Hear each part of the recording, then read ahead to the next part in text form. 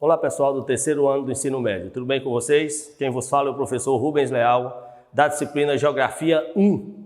Vamos dar início agora à nossa aula de número 7. Trataremos a partir de agora dos domínios de vegetação do Brasil.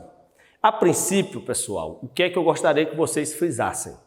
Quando eu falo de vegetação, eu posso também tratá-lo como bioma ou domínio morfoclimático, que é muito mais comum cair com essas especificações nos vestibulares e no Enem.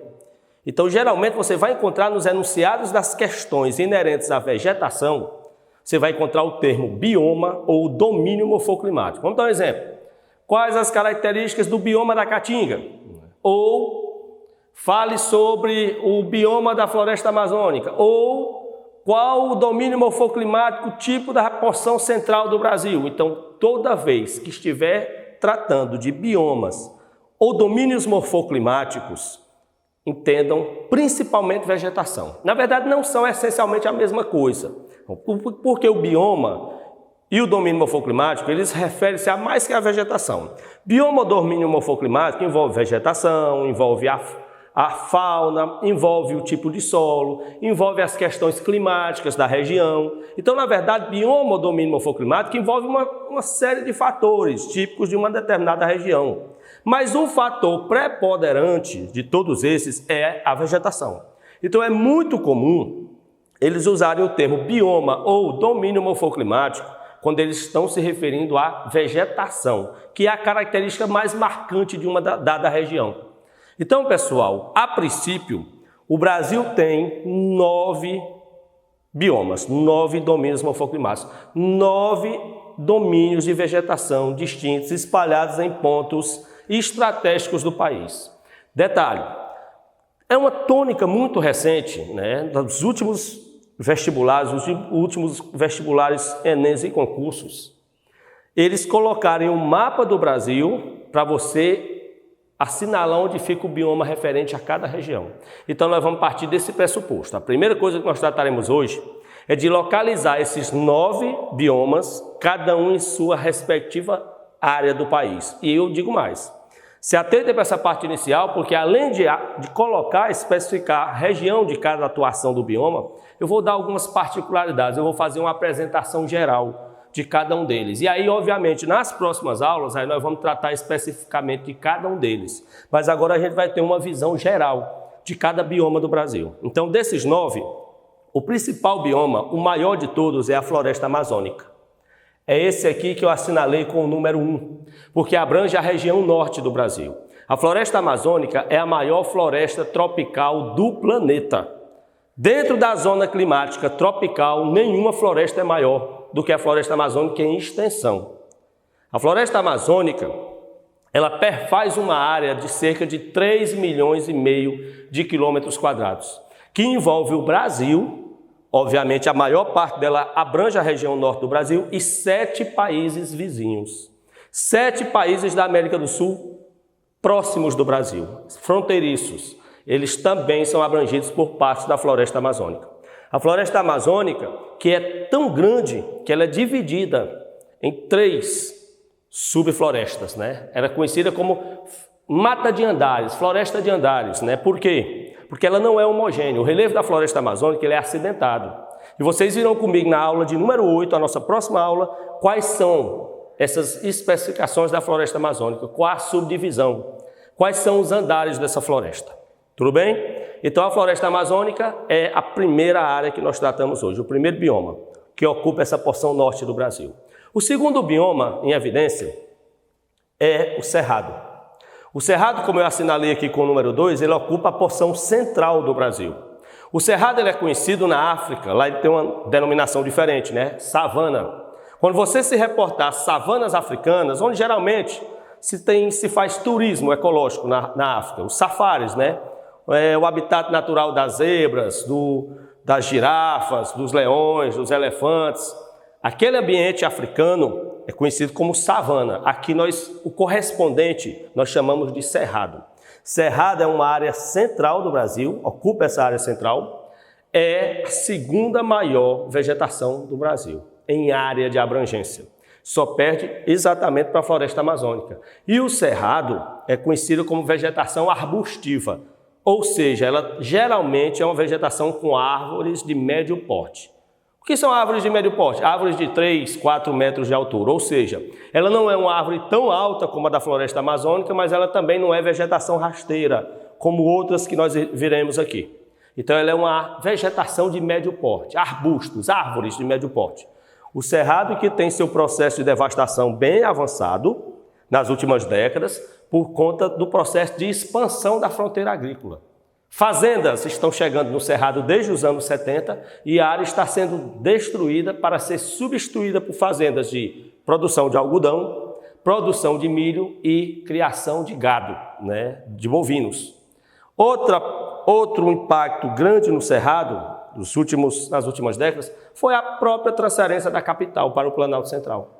Até 60, a área do cerrado, o centro-oeste, era uma área bem preservada. Só que com a transferência da capital do Rio de Janeiro para Brasília, levando a nova capital para o Planalto Central, para uma área de cerrado, houve um processo acelerado de devastação também. Não só pela cidade de Brasília, mas por todas as vias de acesso a Brasília. As rodovias radiais, por exemplo, elas provocaram muitos danos ao cerrado aqui da região do Brasil. Hoje restam metade do cerrado.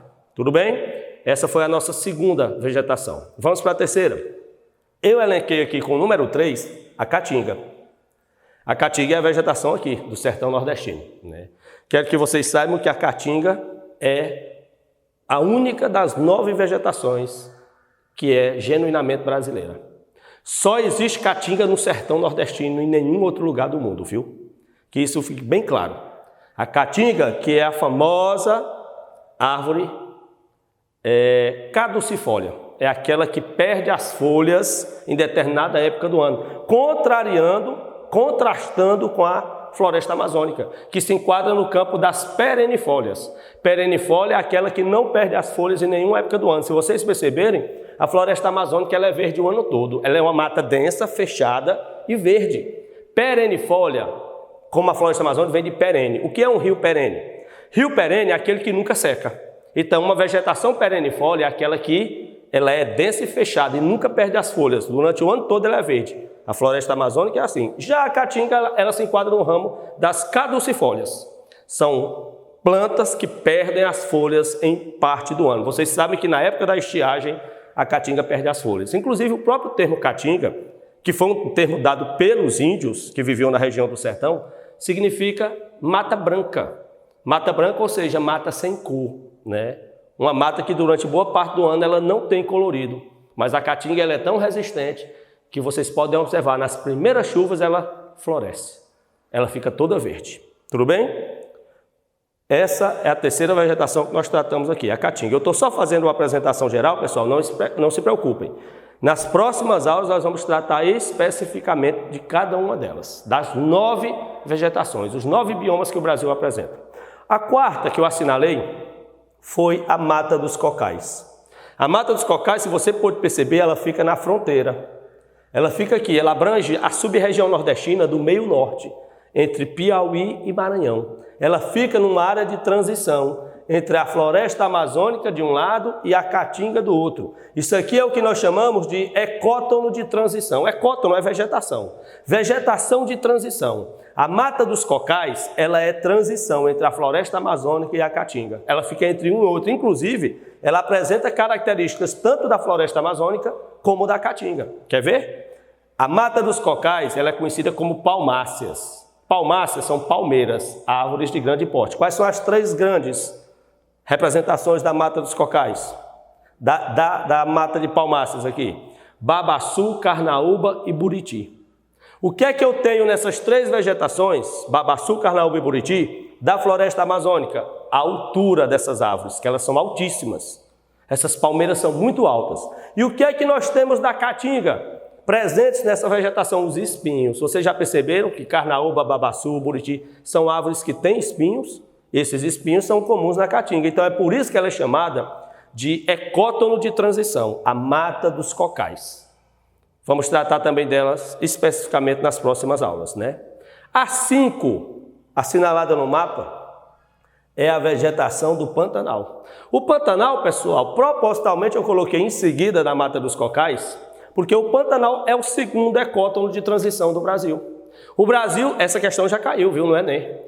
O Brasil consta com 2 ecótonos de transição. 2 vegetações de transição. A Mata dos Cocais, que é a transição entre a floresta amazônica e a caatinga, e o Pantanal. O Pantanal, que é a transição entre mata de araucária, cerrado e floresta amazônica. O Pantanal mato-grossense, vocês sabem, é uma área ainda preservada por conta do ecoturismo, o turismo ecológico. Como o Pantanal é uma área de planície, boa parte da chuva que ocorre na porção central do Brasil, a água escorre para lá, se deposita no Pantanal. Então, o Pantanal é muito característico por cachoeiras, quedas d'água, lagos com águas límpidas, uma área muito visitada por brasileiros e estrangeiros, uma área de turismo ecológico, o ecoturismo. Isso faz com que o Pantanal tenha uma certa preservação, porque é necessário haver a preservação para manter o atrativo aos turistas, né? Tudo bem.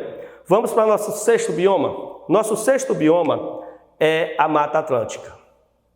Embora eu tenha colocado aqui, o 6, mas a Mata Atlântica ela envolve toda essa faixa costeira, pessoal. A Mata Atlântica envolve toda essa costa entre Natal, no Rio Grande do Norte, até aqui, próximo a Florianópolis, em Santa Catarina. Toda essa faixa é o que nós chamamos de Mata Atlântica. A Mata Atlântica é uma vegetação com muitas variações, tal qual a floresta amazônica, variações de espécies, animais e vegetais. A Mata Atlântica que recebe esse nome justamente porque boa parte da influência sobre esse tipo de vegetação vem da proximidade com o Oceano Atlântico.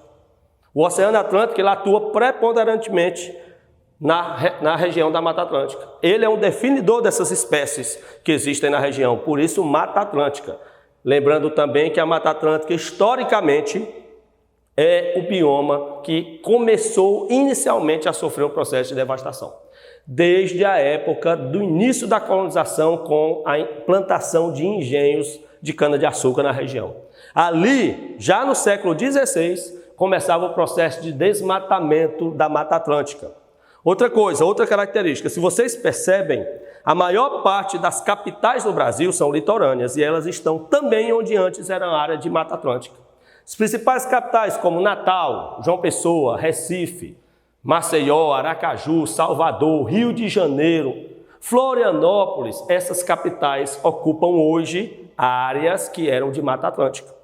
Ou seja, a Mata Atlântica, ela historicamente é uma vegetação que vem sofrendo muito com o processo de expansão das atividades comerciais, econômicas e urbanísticas, né? As grandes metrópoles hoje, litorâneas, a maior parte delas está em áreas outrora ocupada por Mata Atlântica. Entendido? Então vamos agora para o nosso bioma de número 7. Nosso bioma de número 7 é a vegetação conhecida como Mata de Araucárias ou Mata dos Pinhais.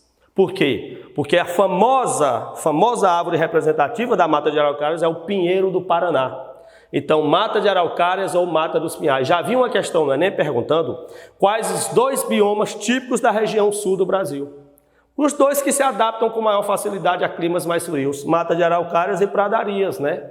Pradarias nós trataremos já. A Mata de Araucária, pessoal, que também tem um processo de devastação acelerado por conta das fazendas na região, fazendas de produção de soja, fazendas de produção de uva, de produção de café e pela indústria madeireira. A Mata de Araucárias tem uma madeira conhecida como madeira de lei. Ela é uma madeira cara e requisitada no mundo todo para a indústria de papel e celulose, derivado de madeira, pasta de madeira. Então a indústria madeireira aliada com a agropecuária são os 2 vilões que causam a devastação da Mata de Araucárias, que, como eu disse, já está num processo avançado de devastação. O bioma de número 8 são as pradarias. E perceba que eu tive o cuidado de colocar o 8 bem na área limítrofe do Brasil, e é aí que está. As pradarias, pessoal, são também conhecidas como campos, porque são áreas abertas que ficam no Rio Grande do Sul, na fronteira limítrofe já com o Uruguai. Por que é que eu coloco campos aqui? Pradarias já no limite, para você não confundir. Porque como existem 2 biomas típicos do Sul, há um equívoco. Tem gente que pensa que eles parecem próximos. Não. A mata de araucárias ela é mais em cima, ela é mais na porção central do sul. Já o bioma de pradarias ou campos, ele é no extremo, já na fronteira com o Uruguai. Esse tipo de vegetação ele é conhecido como herbáceas. São árvores de pequeno porte, vegetação rasteira. E elas geralmente são ideais porque elas servem como pastagem natural para o gado. Não é à toa que, historicamente, surgiram e continuam a existir nessa região estâncias para a produção de criação de gado bovino, para a engorda do gado. Vocês que conhecem a história do Brasil sabem que desde o período colonial se instalaram estâncias no extremo sul do Brasil para engordar o gado para o abate, para a produção de charque em tempos remotos. Hoje, para o comércio da carne. Existem muitas estâncias, até hoje, de gado lá no limítrofe. Por que que eles colocam muitas estâncias? Muitas fazendas, estâncias são fazendas lá, viu? É assim que elas são denominadas. Por que que existem tantas? Porque eles aproveitam para soltar o gado. E o gado se alimenta da vegetação. A vegetação de pradarias é uma vegetação que serve como um alimento natural para o gado. E ela tem um alto poder de regeneração. O gado vai se alimentando e ela vai regenerando. Então, garante a engorda do gado de modo natural. E, finalmente, o nosso bioma de número 9. Perceba que eu anotei aqui em cima porque abrange apenas, eu vou até pontilhar aqui, apenas esses pontos do litoral nordestino. Que bioma é esse, professor Rubens? Mangues. Os manguezais, eles só existem em algumas áreas esporádicas do litoral, em alguns pontos, principalmente nos litorais do Maranhão, do Piauí e do Ceará. É só essa área. Por que, professor, que os mangues não atuam em outras áreas? Porque geralmente os mangues eles se desenvolvem em áreas de águas mais quentes. Então, de toda a faixa costeira do Brasil, a água mais quente está concentrada nessa região. Então, aqui é uma área de manguezal. Acredito que vocês já viram reportagens, já ouviram falar. Os mangues são um emaranhado de raízes que ficam próximas da praia, inclusive alagadas pela água do mar. Vira aquele lamaçal, aquela lama escura onde se extraem frutos do mar, onde se extrai, por exemplo, caranguejo. Existem pessoas que vivem da extração de caranguejo nos mangues. Qual é a cena que você vê daquelas pessoas? Elas embrenham no mangue, porque o caranguejo usa aquele lugar como habitat natural, porque o mangue é uma área muito fértil, e elas, nesse processo, elas ficam todas escuras, daquela lama escura do mangue. Então, o mangue ele é um habitat natural para algumas espécies de animais, né, que vivem ali em áreas alagadas. E os mangues também têm um processo de devastação associado à especulação imobiliária no litoral, ou seja, conforme vão avançando as casas de praia, os hotéis à beira-mar, áreas de mangue vão sendo devastadas. Né? O que é perigoso, porque o território do mangue ele é instável, porque ele é um território que ele é alagado. Então não dá estabilidade para projetos de engenharia. Mas mesmo assim o homem desafia e ocupa. Tem cidades que já têm leis próprias que impedem a construção de casas em áreas de mangues. Um dos exemplos é João Pessoa, outro é Natal. João Pessoa e Natal já existem leis que protegem os mangues da especulação imobiliária, do avanço de casas na beira-mar.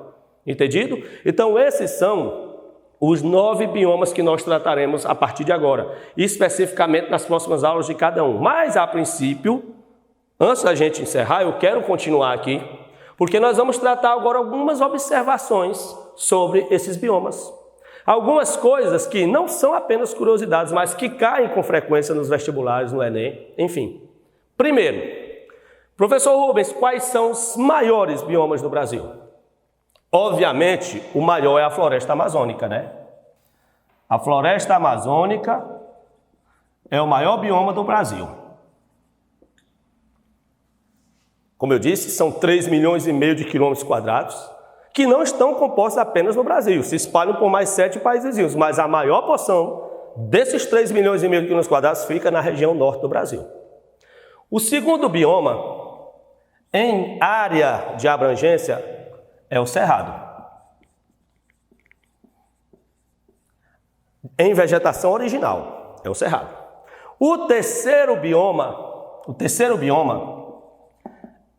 e aí nós temos aqui um probleminha, viu? Nós temos aqui um probleminha por quê? Porque o terceiro bioma é o seguinte, se for vegetação original, é a Mata Atlântica. A Mata Atlântica. Mas qual é o problema, então? É porque quase toda ela já foi devastada. Então, se você for pela mata original, que era no início, esses são os 3. Qual é o porém? Como a Mata Atlântica já está num processo avançado de devastação, você tem uma ideia. Hoje restam cerca de 4% da Mata Atlântica. 4%. 96% já foi devastado. Só se preservou 4% porque virou lei. Transformaram em parques de preservação. Existe, inclusive, uma grande ONG no Brasil, que é uma das responsáveis por ter freado, porque senão a Mata Atlântica já tinha desaparecido. É a ONG SOS Mata Atlântica. Eu acredito que você já viu em alguma emissora de TV um comercial a respeito. Qual é o problema? Se você for pela vegetação original, essas são as 3 maiores. Quando o Brasil foi descoberto, as 3 maiores porções de biomas eram essas. Floresta Amazônica, Cerrado e Mata Atlântica. Mas, como eu disse, aí temos um problema. Da Mata Atlântica só restam 4% de sua vegetação original. Então, se eu puder substituir hoje, quem ocuparia essa terceira posição, que eu vou colocar como quarta, é a Caatinga. Eu vou colocar como quarta porque, naturalmente, quando o Brasil surgiu, era essa a posição. Mas hoje, se você perceber o que resta da Mata Atlântica, a Caatinga já é maior que a Mata Atlântica, viu? Então é necessário que você tenha muito cuidado se cair uma questão a respeito. Se perguntar lá quais os 3 biomas originais originais, ou seja, o que começou. Bom, você sabe que uma banda originalmente começa com uma composição e pode mudar. Os Beatles houve mudanças, os Rolling Stones, originalmente é o que lá do início. Os 3 biomas originalmente maiores são os 3 que eu elenquei aqui. Só que se eles perguntarem hoje, na atualidade, quais os 3 maiores biomas do Brasil, você vai ter que dizer assim: Floresta Amazônica, Cerrado e Caatinga. Por favor, hoje, então, guarde, o estudante ele tem que ter um macete. Ele tem que saber ler a questão, e a minha função como professor é essa. Se a questão pedir sobre as vegetações originais, quais os 3 biomas originalmente, aí seriam esses 3. Mas se eles perguntarem atualmente quais os 3 maiores biomas, a Caatinga vai ter que substituir a Mata Atlântica. Entendido? Ok. Vamos para o próximo ponto. Eu havia antecipado para vocês. Dos 9 biomas, existe um que ele é brasileiro. Somente brasileiro. Genuinamente, é a Caatinga. Esse é o único bioma genuinamente brasileiro. Você só encontra mata de Caatinga, bioma de Caatinga no sertão nordestino e em nenhuma outra parte do mundo. A própria vegetação do deserto, ela não é igual à nossa, ela é parecida, mas ela não é igual à da Caatinga, viu? A Caatinga é um bioma particular, próprio de nossa região, que fique bem claro. Vamos adiante. Também já havia antecipado para vocês que o Brasil tem 2 ecótonos de transição. 2 vegetações de transição. Como é que eu identifico? É porque elas não têm características próprias. Uma vegetação, ela tem característica própria, é dela, só tem dela. O que é um ecótono de transição? É aquela que ela apresenta características de outras vegetações. Como eu falei, qual é o primeiro ecótono de transição? A Mata dos Cocais, aqui na região meio norte, sub-região no meio norte do Nordeste, entre Piauí e Maranhão. O que é que eu disse para vocês? Que o que predomina na Mata dos Cocais são vegetação de palmáceas, palmeiras, Buriti, Babaçu, Carnaúba, e elas são de transição. O que é que eu disse que dá para se observar dessas vegetações que tem relação com a floresta amazônica? A altura das árvores, a dimensão de altitude. E o que é que eu posso observar nelas que tem referência com a Caatinga? Os espinhos, que são comuns nessas vegetações de cocais. Então, é o primeiro ecótono de transição. E o segundo, eu havia dito para vocês, é o Pantanal. O Pantanal é o segundo, então são esses os 2 ecótonos de transição. O Pantanal é mais além do que a Mata dos Cocais. Porque a Mata dos Cocais é um ecótono de transição entre 2 biomas, Caatinga e Floresta Amazônica. Já o Pantanal é entre 3. O Pantanal apresenta características da Mata de Araucárias, do Cerrado e da Floresta Amazônica. É o que nós conhecemos como ecótono de transição. Ok, vamos para outra coisa que está caindo bastante, já caiu no Enem em anos anteriores. Hotspots. Primeiro vamos entender o conceito de hotspots. Hotspots são vegetações de destaque mundial, existem alguns hotspots no mundo todo, são vegetações características por ter uma grande diversidade de plantas e animais, de flora e fauna, mas elas estão em processo avançado de destruição e correm o risco de extinção. Então, se eu pedir nas suas provas, se você encontrar por aí o termo hotspots, hotspots tem duas características, eu vou repetir. Hotspots são biomas com uma grande diversidade de fauna e flora e que estão sob ameaça de extinção porque estão em avançado processo de devastação. São essas duas características. Existem algo em torno de 10 hotspots no mundo, né? Em países variados. Desses cerca de 10, 2 estão no Brasil. Quais são os 2 hotspots do Brasil? O Cerrado e a Mata Atlântica. Então, esses são os 2 hotspots brasileiros. Repetindo, o hotspot tem 2 características básicas, não esqueçam. A primeira, geralmente são biomas com uma grande diversidade de fauna e flora. Segundo, elas estão sob ameaça de extinção, pelo avanço predatório, pelo avanço rápido da destruição, da devastação dos mesmos. Entendido? Para nós fecharmos nossa aula, vamos elencar agora os biomas mais devastados do Brasil atualmente. O mais devastado, o que resta menos, é a Mata Atlântica, que eu acabei de citar para vocês. Da Mata Atlântica, pessoal, restam apenas cerca de 4% da sua área original. É a vegetação em mais avançado estágio de devastação. O segundo é a Mata de Araucárias. A Mata dos Pinhais, aquela lá do sul, explorada por conta principalmente da indústria madeireira, resta cerca de 10% apenas. Cerca de 90% de sua área original já foi devastada para atividades comerciais. E a terceira vegetação em percentual mais devastada é o Cerrado. O Cerrado já teve cerca de 49% de sua área original devastada. Então essas são as 3 vegetações atualmente mais devastadas do Brasil. E perceba uma coisa, perceba como já leva para o hotspots aqui. Perceba que dessas 3, 2 são hotspots, só não é justamente a Mata de Araucárias. Por quê? Eu explico. O que é que eu disse que tem que ser característica de hotspots? Primeiro, tem uma grande diversidade de fauna e flora. É o caso que a Mata de Araucárias não tem. A Mata de Araucárias está em risco de extinção também. Está em avançado processo de devastação. Mas a Mata de Araucárias não tem uma grande variedade porque ela é típica de clima frio. Tem pouca variedade de animais e de vegetais que abrangem esse bioma. Então, das 3 mais devastadas, 2 são hotspots. A Mata Atlântica e o Cerrado, que atendem as 2 características. Tudo bem? Então, nós encerramos aqui. Na próxima aula, nós continuaremos especificando cada bioma desse, né? Um forte abraço a vocês.